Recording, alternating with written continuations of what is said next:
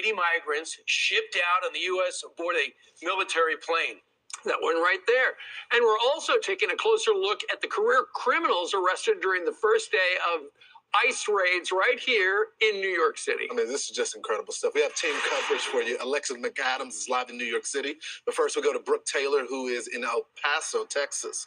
Brooke, what can you tell us about these flights? Well, first off, we got an exclusive look inside of this plane and exactly how this operation works. You have the military and Border Patrol. They are working together, showing really this massive show of force.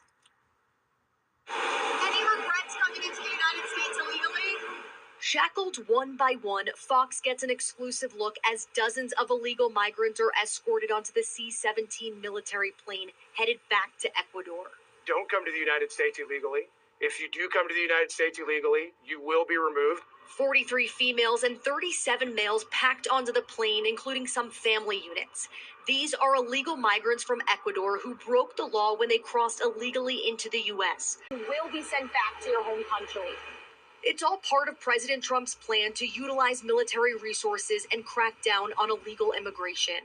To be able to have people back in their home countries within 7 hours, a range of a plane like this, 2,700 miles, that puts you pretty much anywhere in Venezuela, Colombia, Ecuador, and anywhere in between. Now, down in Florida, two vans were being driven that had, I think, 24 Chinese nationals in it. They had been smuggled into the country, apparently. China will not take back their people. Obviously, Ecuador does, and that's why that flight just went there.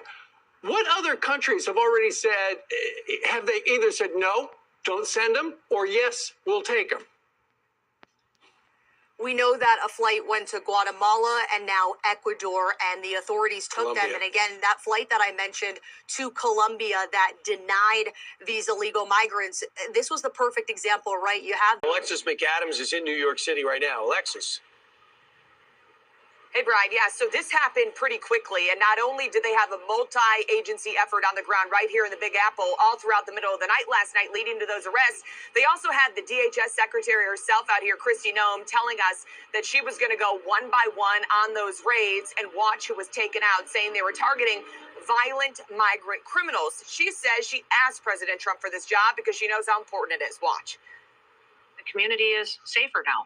That's the reality of it. Everybody who has been concerned about walking their children to school or spending and doing business in these communities now know that New York City is safer because these dangerous criminals are gone and they're no longer living in their community.